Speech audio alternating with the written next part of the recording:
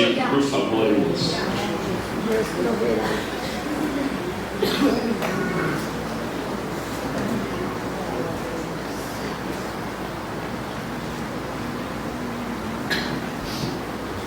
Nós estamos em um culto de ceia nesta manhã e este texto reflete para nós, ou espelha para nós, um ato de sacrifício, já trazendo uma menção do sacrifício de Jesus que mais tarde seria feito na cruz. O texto começa dizendo: depois destas coisas, pois Deus Abraão à prova. Que coisas são essas? Obviamente tudo aquilo que antecede o capítulo de número 22. Um dia Deus levanta uma nação chamada Israel. Israel iniciou-se através da vida de um homem que é chamado por muitos o pai das três principais religiões da terra, Abrão, o qual Deus mudou seu nome para Abraão. Ele é pai dos judeus pela própria escolha de Deus, é pai dos árabes pela descendência de Ismael e Esaú, e ele é pai dos cristãos pela fé. Paulo, quando escreve a sua carta aos Gálatas, capítulo 3, verso 13 e 14, ele diz: porque Cristo nos resgatou da maldição da lei, para que a bênção de Abraão chegasse aos gentios, que somos nós, por intermédio de Jesus Cristo. Deus aparece a Abraão pela primeira vez, que a Bíblia diz, no capítulo 12, e diz a ele: sai da tua terra, sai da tua parentela, sai da casa de teu pai e vai para uma terra que eu te mostrarei. A palavra hebraica que aparece ali é patrícios, e não está falando simplesmente de parentes consanguíneos, mas pessoas com as quais você convive. Era como se Deus estivesse dizendo a Abraão: Abraão, tem gente que você não pode se envolver. Por isso a Bíblia diz: andarão dois juntos se não estiverem de acordo, ou que comunhão há entre a luz e as trevas. É impossível andar de mão dada em sentido contrário. As pessoas com as quais você faz aliança vai te revelar para onde você está indo. E Deus está dizendo mais ou menos isso: troca os teus relacionamentos, anda com pessoas que te fará chegar no lugar onde eu prometi para você. Eu começo pregando esta manhã dizendo: cuidado com os teus envolvimentos, porque tem gente que está no barco, mas é Jonas, vai fazer o barco afundar. Deus aparece a Abraão no capítulo 12 e dá a ele de cara 7 promessas. A primeira promessa que Deus dá a Abraão é essa: far-te-ei uma grande nação. A segunda promessa é: abençoar-te-ei. A terceira: engrandecerei o teu nome. A quarta é: tu serás uma bênção. A quinta promessa é: abençoarei os que te abençoares. A sexta promessa é: amaldiçoarei os que te amaldiçoarem. E a sétima e última promessa é: em ti serão benditas todas as famílias da terra. Abraão sai de Ur dos Caldeus, anda aproximadamente 700 quilômetros até Harã. Em Harã, Deus renova as promessas para a vida dele. De Harã, ele anda mais aproximadamente 40 quilômetros até Canaã. Canaã era a terra que manava leite e mel. Ele anda um total de aproximado 740 quilômetros. Chega na terra que Deus havia prometido, terra que manava leite e mel. E o texto diz que ele acabou de chegar na terra e houve uma grande fome naquela terra. Que Abraão faz? Ele desce para o Egito. Aqui está um dos perigos, porque Isaac quis também descer ao Egito. Israel quis voltar ao Egito, mas Deus tinha dado uma promessa. Sara estava com quase 90 anos de idade. Não bastasse isso, era também uma mulher estéril. Ela chama Abraão e diz: Deus lhe deu uma promessa, eu tive uma ideia extraordinária. Sara representa essa geração que nós vivemos, a geração da pressa, a geração do desespero, a geração que quer fazer com a sua própria mão, que quando se vê numa crise quer resolver de imediato. Mas deixa eu te dizer uma coisa nesta manhã: a crise é o melhor cenário para o milagre de Deus acontecer na sua vida. Vou repetir isso aqui: a crise é o melhor cenário que Deus está propondo para que o milagre aconteça na sua vida. A verdade é que Deus te prepara para receber uma bênção.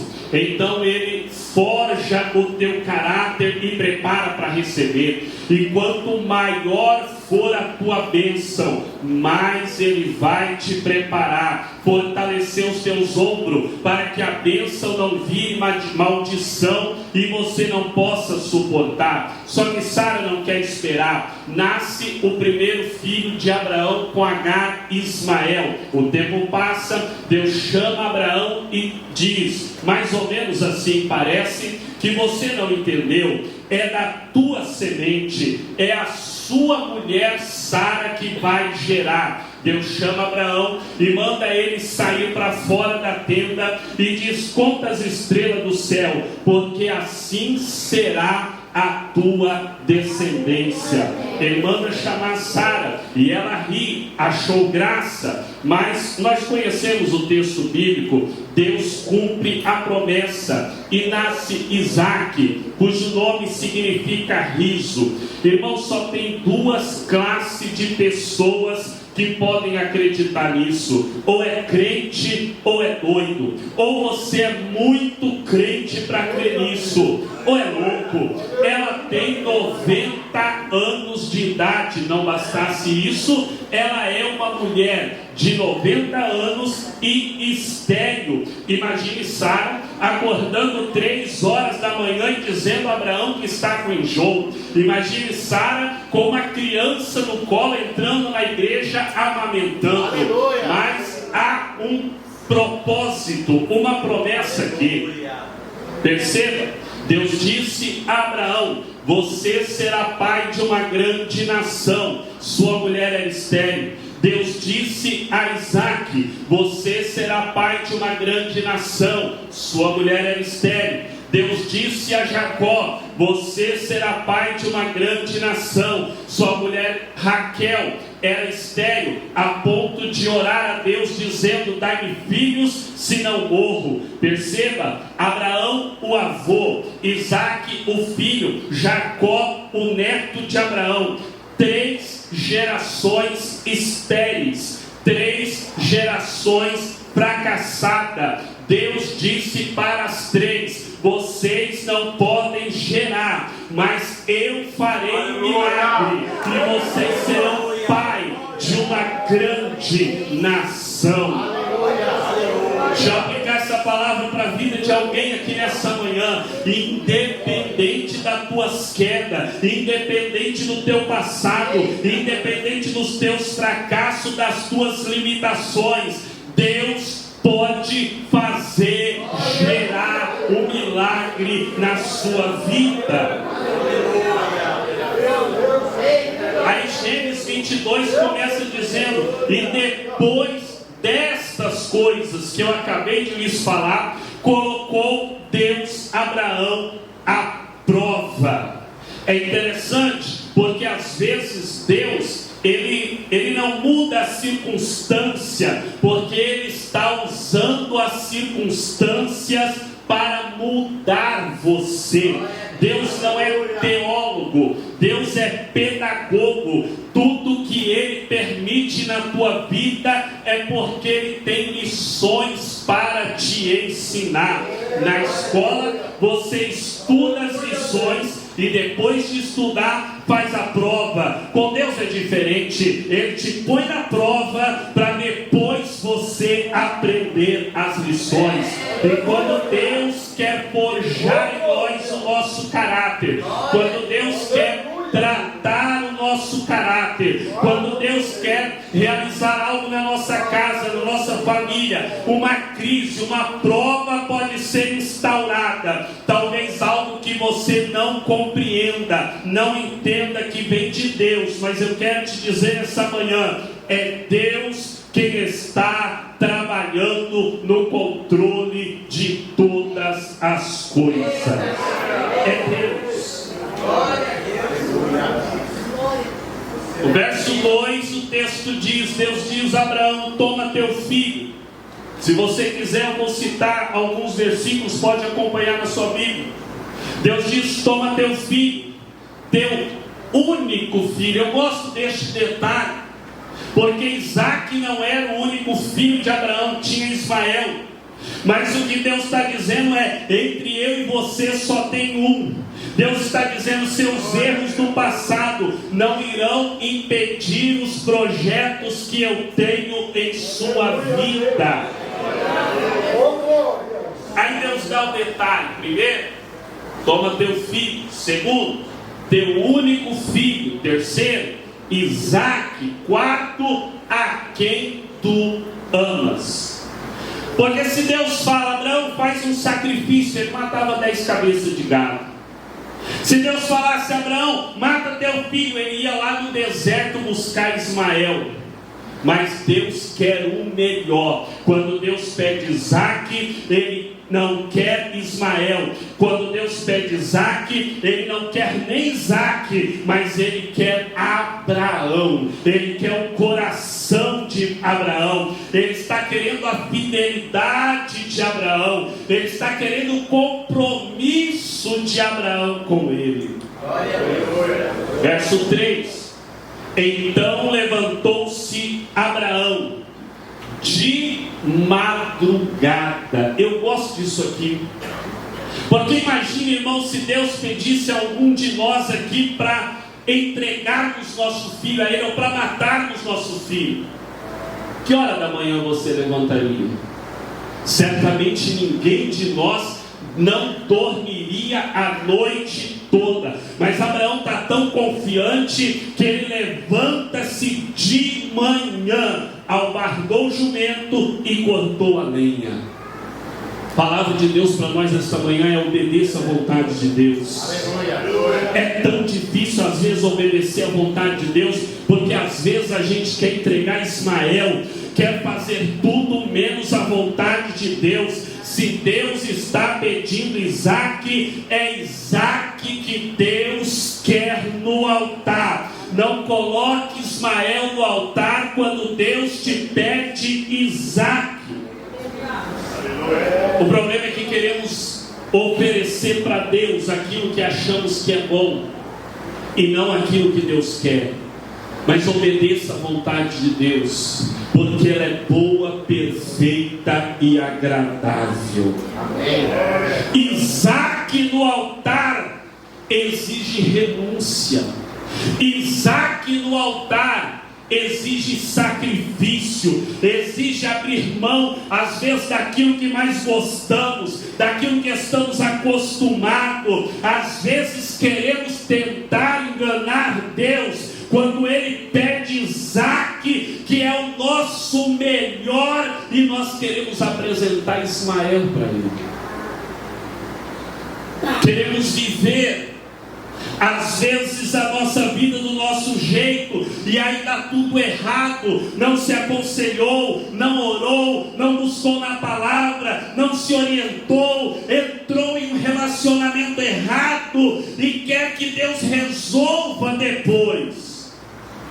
Não responsabilize Deus pelas suas atitudes irresponsáveis. Deus não é responsável pelas decisões que você toma sem tomar um direcionamento dele. Verso 5: disse Abraão a seus servos: ficai aqui com o jumento. Perceba isso. Abraão não levou o jumento para o altar. O texto diz que ele viu de longe e largou o jumento lá embaixo. Se fosse depois das leis, depois de Moisés, nós saberíamos que era porque o jumento era considerado um animal imundo. Nós não sabemos por que ele não levou. A verdade é que Abraão não leva o jumento para o altar.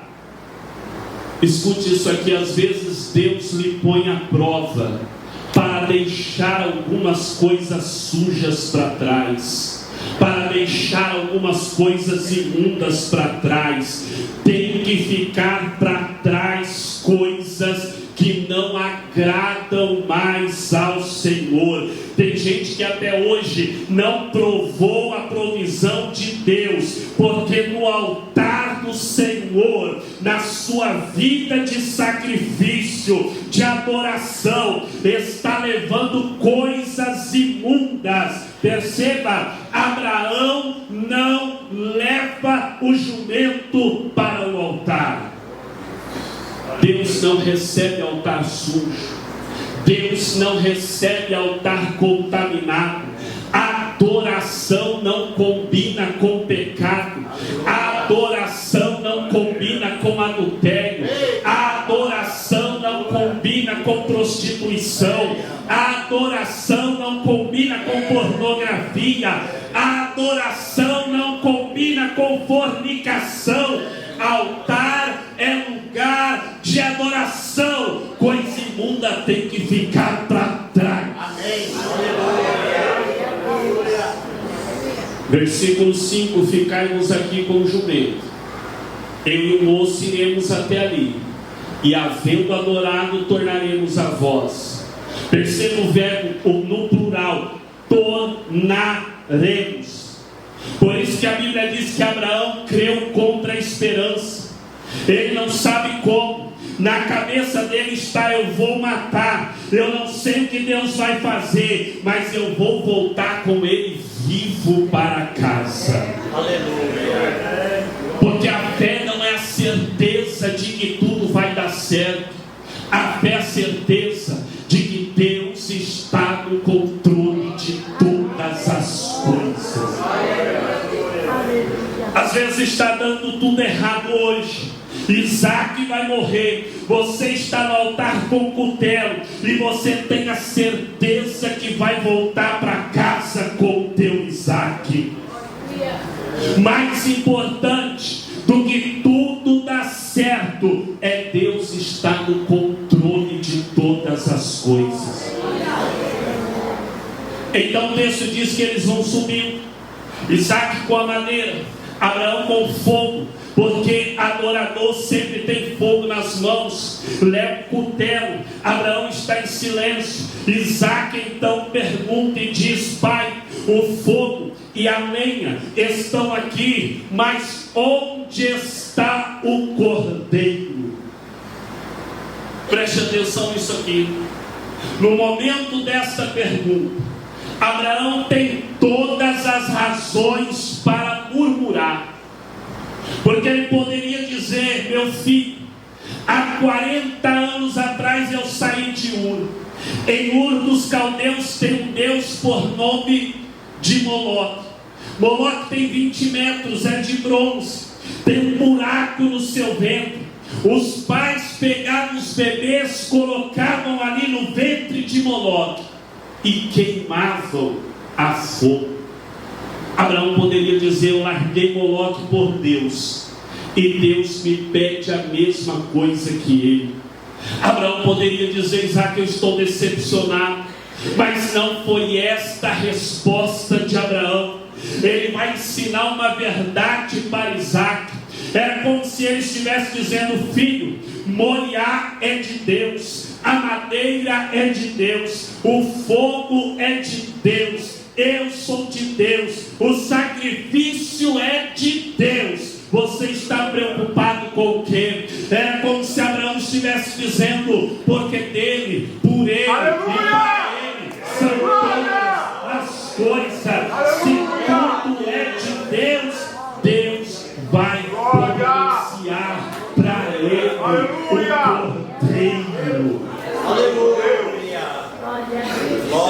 exaltado, aleluia. Grande é o teu nome. Aleluia. Só que na hora do sacrifício não tinha cordeiro, tinha carneiro. Se você ler o texto, não é um cordeiro que aparece, é um carneiro.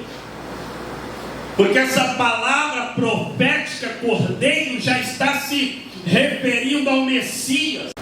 Porque a pergunta de Isaac, a humanidade gritou ela durante séculos: sem derramamento de sangue não há remissão de pecados, onde está o cordeiro?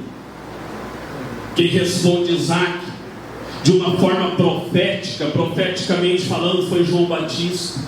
João está batizando, de repente entra alguém na água. Era um homem sem parecer, sem formosura. O texto diz que olhando nós para ele, nenhuma beleza vimos para o que desejasse. Era homem de dores, experimentado nos trabalhos. O mestre da Galileia vem entrando na água, e quando João olha, ele diz: eis aí o Cordeiro de Deus. É ele que tira o pecado do mundo. Abraão amarra Isaac. Isaac tinha aproximadamente 15 anos. Talvez se ele não amarra um senhor de 100 anos, um jovem de 15, a falar: deita aí que eu vou te matar. Isaac descia aquele morro correndo, ele amarra, levanta o cutelo, e quando ele levanta o cutelo, Deus brada para ele, diz: Abraão, Abraão. Ele levanta os olhos, vê um carneiro preso, ele sacrifica um carneiro, e o que Abraão profetizou lá embaixo: iremos, adoraremos e voltaremos. Ele desce de Moriá com Isaac do seu lado. Eu tenho uma palavra de Deus ao coração de alguém aqui nessa manhã. Quem sabe tem gente que entrou aqui pensando que ia morrer. Quem sabe tem gente que entrou aqui pensando que o teu ministério ia morrer, que o teu casamento ia acabar, que a crise ia te matar. Mas há uma palavra de Deus direcionada ao coração de alguém nessa manhã. Esse Isaac é seu. O cutelo pode estar levantado, o fogo pode estar na mão, Isaac pode estar amarrado, mas ninguém vai matar o teu Isaac. Hoje está difícil, pode estar tudo atrapalhado, mas você precisa crer que ao descer de Moriá, vai descer com o seu Isaac na mão. A promessa não vai morrer.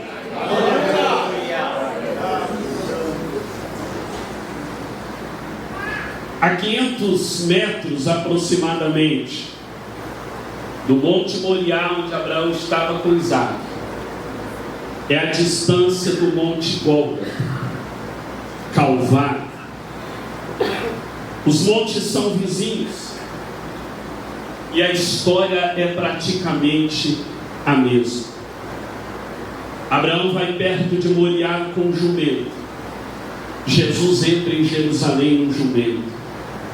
Jesus sobe o Calvário carregando madeira, cruz. Isaac sobe Moriá carregando madeira. Isaac sobe com o pai. Jesus sobe abandonado pelo pai. Isaac sobe só com o pai, mas ele tem alguém.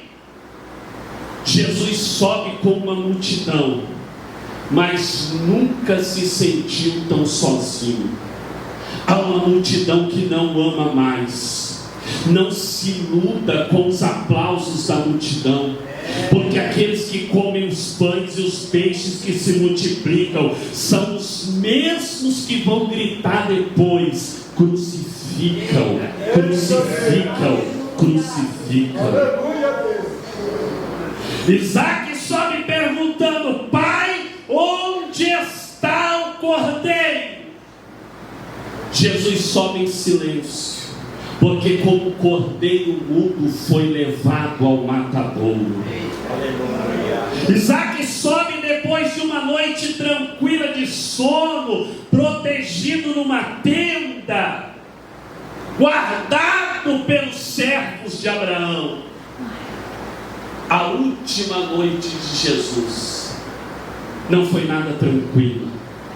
Levaram ele para a casa de Anás e Caifás, bateram muito nele, colocaram nele uma coroa de espinho, cravaram até perfurar o seu couro cabeludo, o sangue escorria pelo seu rosto, esbofetearam, cuspiram nele. A noite mais traumática de Jerusalém.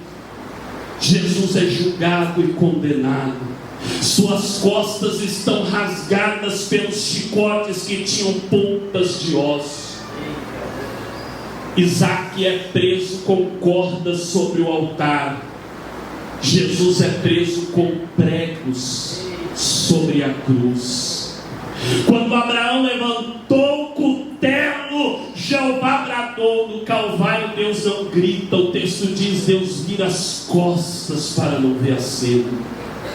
E quem grita ali é o Cordeiro. E ele diz: Eli, Eli, lama sabachthani, Deus meu, por que me desamparastes? Jesus diz: Pai, nas tuas mãos entrego o meu espírito. Escute isso aqui. Da casa de Abraão até Moriá, versículo 4 diz: 3 dias de viagem. Diz o verso 4 que levantou os olhos ao terceiro dia e viu o lugar. Então, da casa de Abraão até Moriá, 3 dias de viagem. Isaac desce vivo, e ao terceiro dia ele está em casa. Jesus desce morto, mas ao terceiro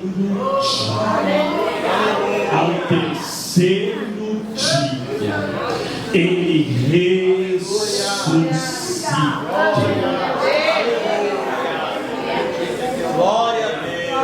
Irmão, não desista, Jesus não desistiu. A grande notícia é que de fato Jesus morreu, mas ao terceiro dia ressuscitou. Atos capítulo 2, verso 32, Pedro na sua pregação diz assim: Deus ressuscitou este Jesus, e todos nós somos testemunhas deste fato. Na sexta-feira, lá no Getsemane, Jesus está orando. Judas está traindo. Mas o domingo de manhã, como esse, estava chegando. Na sexta-feira, Pilatos está julgando. O conselho está conspirando, a multidão está difamando, mas talvez eles não sabem que o domingo estava chegando. Na sexta-feira, os discípulos começam a fugir como ovelhas sem pastor. Maria está chorando, Pedro está negando, mas eles não sabem que o domingo de manhã estava chegando.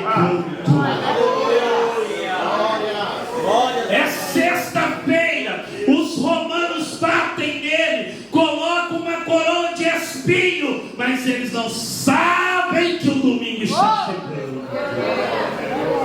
É sexta-feira, Jesus vem caminhando para o Calvário, seu sangue vem pingando pelo chão, seus pés vêm tropeçando pelas ruas empoeiradas de Jerusalém, mas parece que eles não sabiam que é só sexta-feira e que domingo.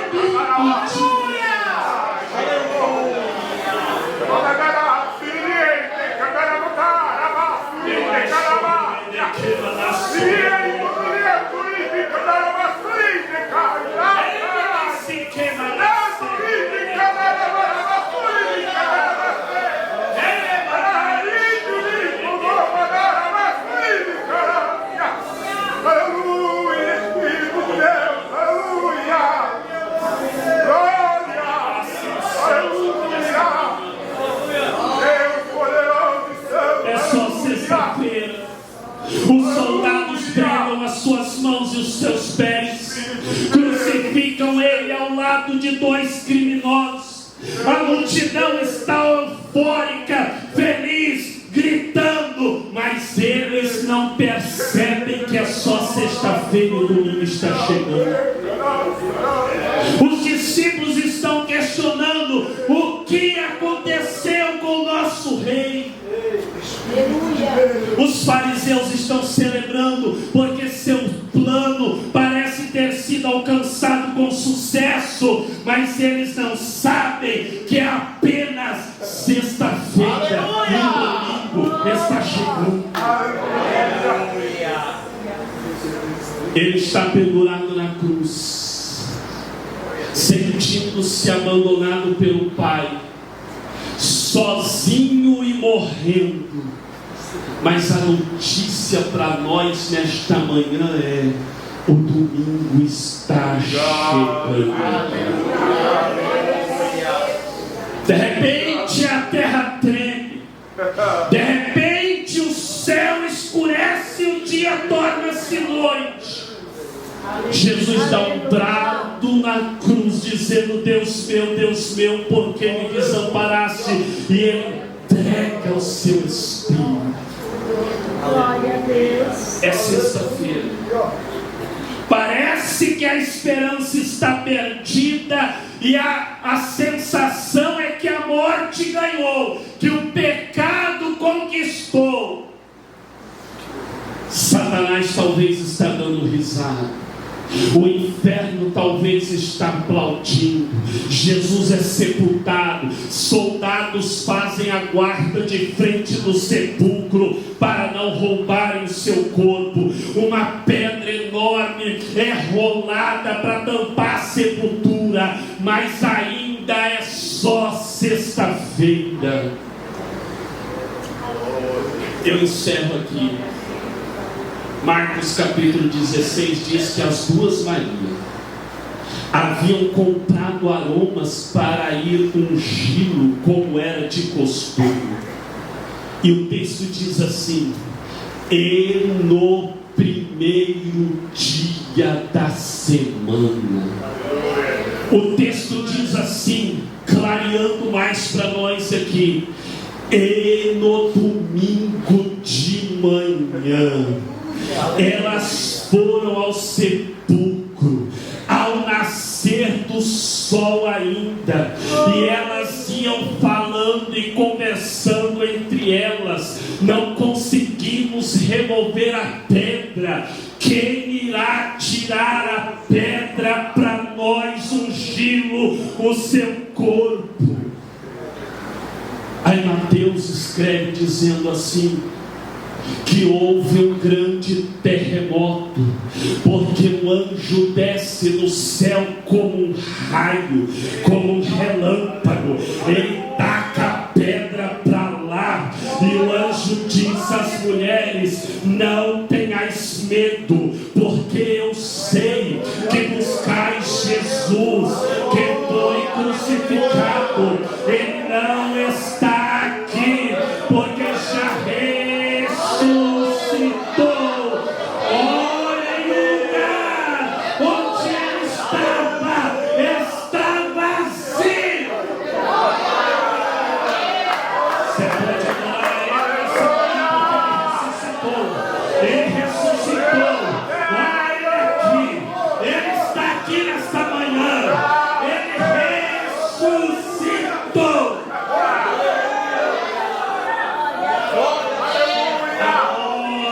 Venceste, o vento rompeste, e a tumba vazia agora está. Os céus te adoram, proclama a tua glória, porque ressuscitaste, vivo está, vivo está.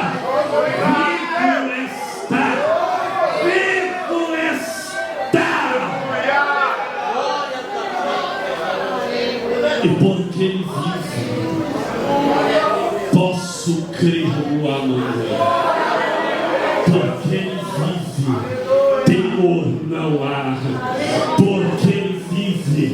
sua família viverá. Porque Ele vive, a libertação chegará,